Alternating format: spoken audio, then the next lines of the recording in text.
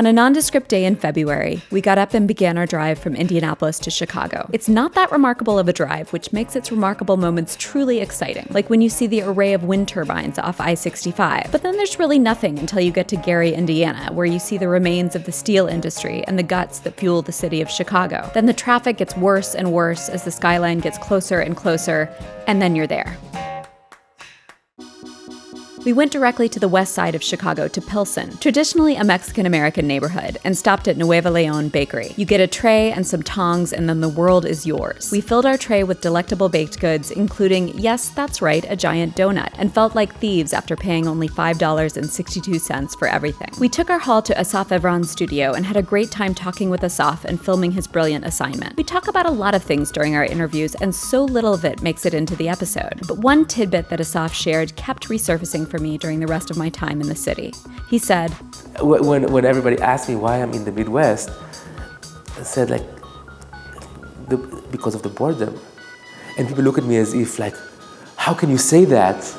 Boredom is very interesting and a very productive environment for making. We'll come back to that, but just hold it in your mind for now. So by coincidence, our second artist worked just 5 minutes away, so we jumped over to the studio of the delightful Maria Gaspar and filmed her assignment. It's a testament to the health of the cultural life of Chicago that you can travel just moments away to experience the distinct mini-worlds of two successful artists with vastly different practices. Afterwards, we were exhausted and found dinner close by at Dusek's, a so-called gastropub, which is really just a term for a bar that serves food that isn't bad. And this one was really, really good. We had fries that they helpfully explain are fried in beef fat, unlike a bar that is not a gastropub that fries in 5-day-old hydrogenated mystery oil. The cocktails were creative and tasty, as was the root vegetable cassoulet, and it was the perfect end to the day.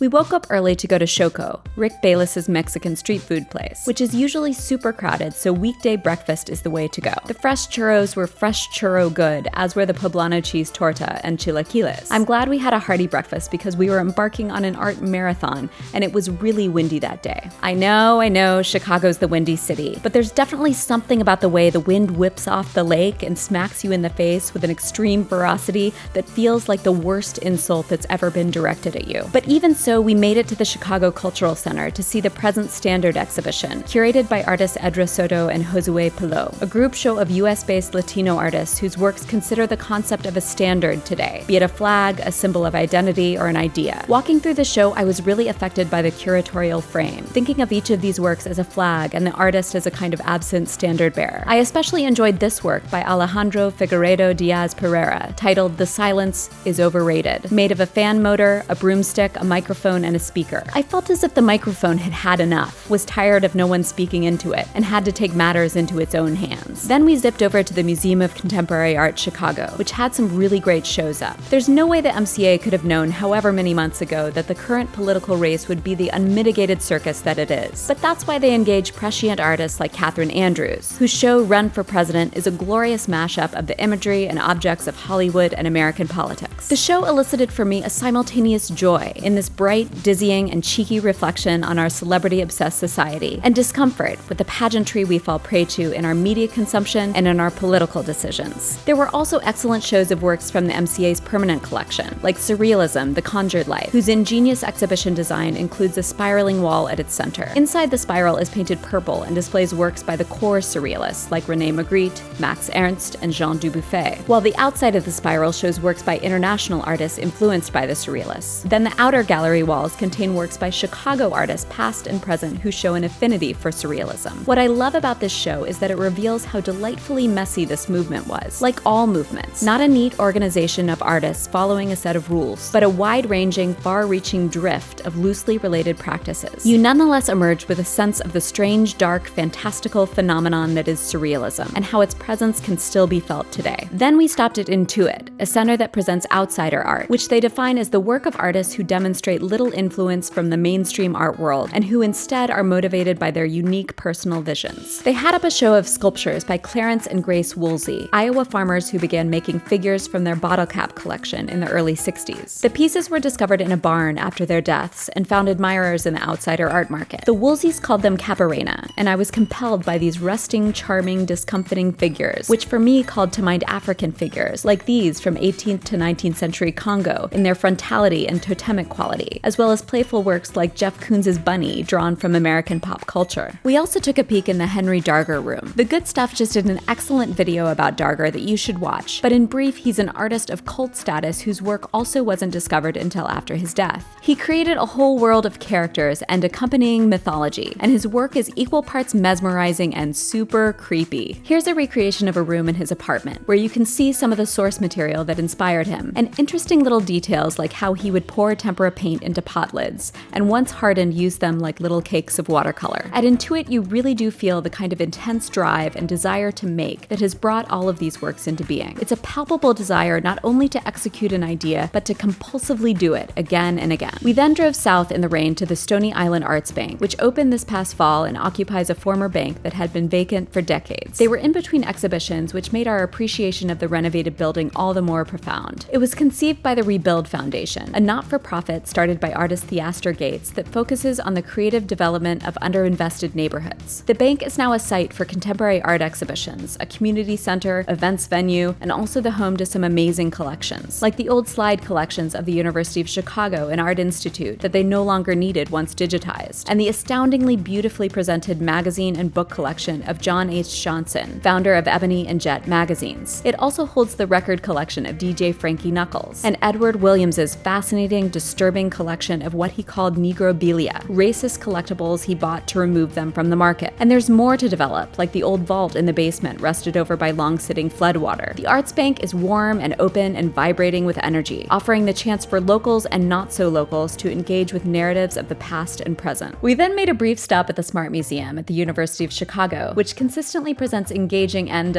smart exhibitions. We had the chance to see their current show that wasn't open yet, titled Monster Roster: Existentialist Art in Postwar Chicago. The exhibition brings together works of artists like Leon Golub, June Leaf, Seymour Rosofsky, and Nancy Sparrow, whose psychologically charged work shared an interest in the figure in the 1950s when everyone else was thinking about abstraction. A number of these artists served in World War II, and the intense images of suffering that they presented were seen as processing the horrors of that time, and also led critics to begin calling them the Monster Roster, despite the fact that they didn't identify that way as a group. Anyway, it's dense and dark and dystopic, but in a good way, and I encourage you to see it. Then, just to torture ourselves, we decided to end our day by driving through traffic and torrential rain to the suburbs to the Elmhurst Art Museum, which was hosting its first biennial of Chicago artists. The show focused on the role of the artist as commentator or activist, engaging with their communities and addressing social and political issues. There was a lot of great work here, thoughtfully presented, but some of my favorites were EDRA SOTO's Tropical American flags, one of which we had seen earlier, Christopher MEERDO's collection of mobile phone photos obtained from a server via brute force attack, and Cheryl Pope's installation, which she created in collaboration with Chicago students, hoping to, quote, preserve these voices and confront the complexities of systems that construct these experiences. I was also happily transported to another world within Lisa Haller-Bagason's immersive installation Modernism, cleverly activating the Mies van der Rohe-designed McCormick House attached to the museum. Now, any sane person would not see this much art in a day, but even so, there's a lot we didn't see. We didn't go to the Art Institute, which is sacrilegious, and we didn't go to any commercial galleries, nor did we visit any of Chicago's outdoor art for the obvious seasonal reasons. But on the drive home, as I was processing the tremendous variety of work we saw all by Chicago artists, I kept thinking about what Asaf had said about making art in Chicago and in the Midwest. And as we passed the wind turbines again, this time in the dark, seeing how the network of blinking lights mapped the flat expanse of nothingness, I wondered about what it means to make art in a given place, in any given place. Does the landscape matter? The weather? Or are we all just fumbling around in the dark, concocting stories inside ourselves that only start to make sense when viewed from a distance?